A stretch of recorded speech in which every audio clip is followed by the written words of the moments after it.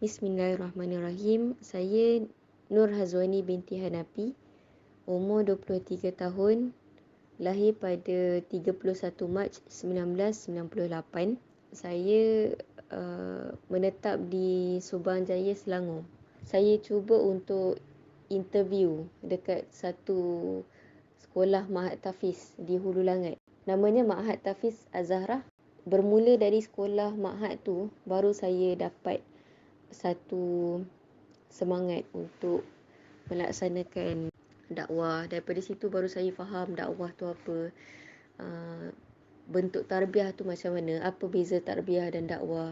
Daripada situlah saya dapat kenal pelbagai benda tentang agama. Jadi nak kata Ma'had Tafiz tu dia banyak mengubah hidup saya lah selama 4 tahun, Alhamdulillah. Nak kata untuk current status, saya memang sedang bekerja sendiri dan Alhamdulillah perniagaan tu dah sampai 5 tahun lah.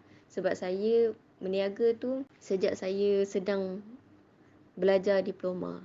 Maksudnya 2 tahun belajar diploma, lepas tu saya sambung dan sekarang ni total dah jadi 5 tahun dah saya buat perniagaan tu. Alhamdulillah. Pendekatan saya dalam berdakwah, apa yang saya lakukan, personally saya menggunakan pendekatan di media sosial.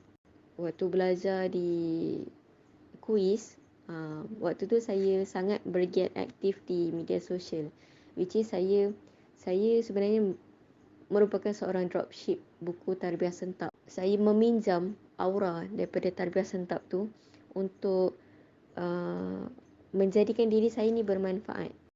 Dan moto kehidupan saya adalah untuk berdasarkan hadis Rasulullah sallallahu alaihi wasallam yang sebaik-baik umat adalah yang dapat memberi manfaat tu kan.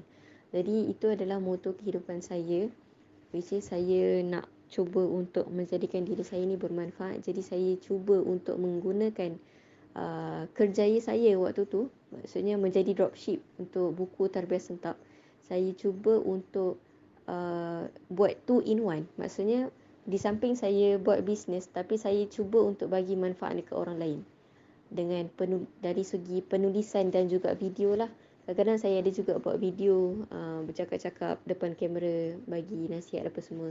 Dan daripada customer yang saya dapat tu kan, customer yang nak datang beli buku, kadang-kadang bukan setakat diorang datang beli buku dan berlalu pergi saja macam tu. Tak, bukan. Saya cuba untuk berhubung dengan diorang.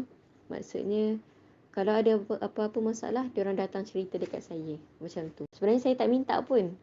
Saya tak pernah minta datanglah, cakaplah, ceritalah apa masalah. Tak, saya tak pernah. Tapi mungkin diorang nampak selesa dekat situ bila saya banyak update status tentang benda-benda kebaikan, maksudnya kata-kata motivasi. Jadi diorang rasa benda tu macam memberi keselesaan pada mereka dan mungkin itulah, daripada situlah diorang rasa selesa untuk bercerita.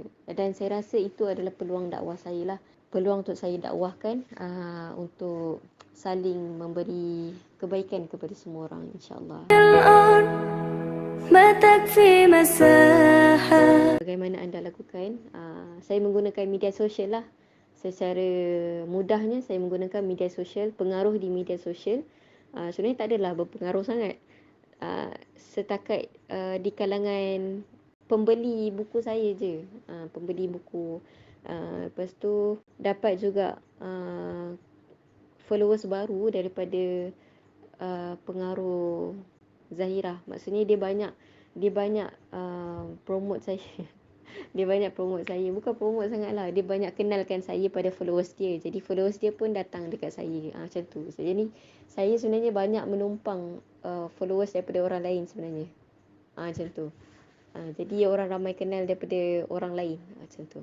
So bagaimana anda lakukan? Saya banyak inilah post status. Lepas tu saya ada buat juga Telegram channel yang dalam tu saya banyak bercerita sebenarnya. Saya banyak bercerita sebab saya jenis yang suka tulis cerpen, cerita pendek. Sebab saya rasa, bagi saya lah, saya mudah untuk belajar daripada kisah orang lain. Saya mudah untuk belajar sesuatu ataupun berhijrah melalui pengalaman orang lain.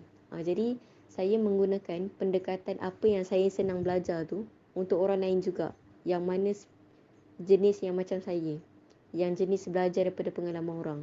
Jadi saya cuba untuk bawa konsep cerpen dalam sebagai saya punya branding, supaya orang dapat berubah dengan cara macam tu.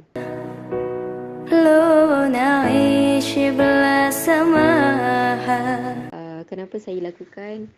Sebenarnya saya terinspirasi daripada dua hadis Rasulullah sallallahu alaihi wasallam. Yang pertama, sebaik-baik umat adalah yang memberi manfaat. Yang kedua adalah tak ingat dia punya tu, tapi 3 amalan yang tak berhentilah mengalir pahala untuk kita walaupun selepas kematian kita kan. So yang ketiga adalah based on hadis Rasulullah tu, yang ketiga adalah ilmu yang bermanfaat.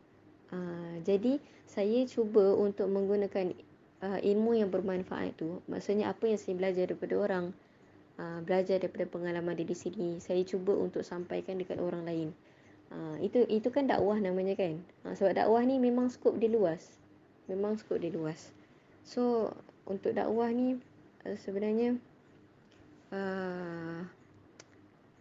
apa-apa ilmu bermanfaat yang kita bagi dekat orang itu dikira dakwah.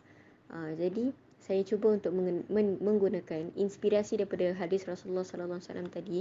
Saya cuba untuk menggunakan itu untuk motivate saya teruskan berdakwah. Macam tu. So kalau kata mengapa saya lakukan, sebab itulah. Sebab saya nak kejar benda tu. Saya nak kejar manfaat tu supaya saya dapat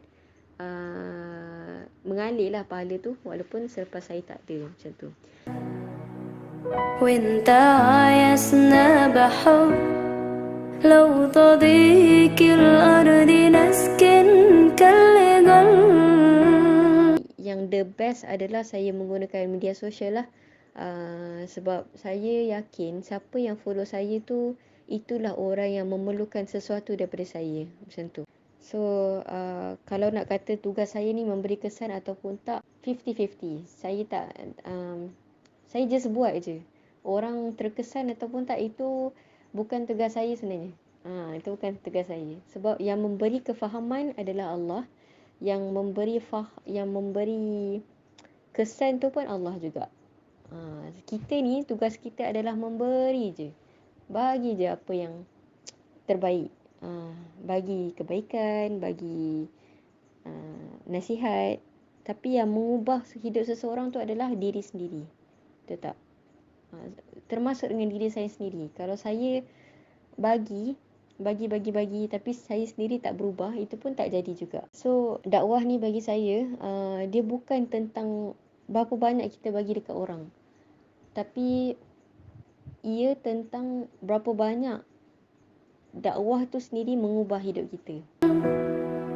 Kila hadil ard ma takfi masaha لو نعيش بلا سماحة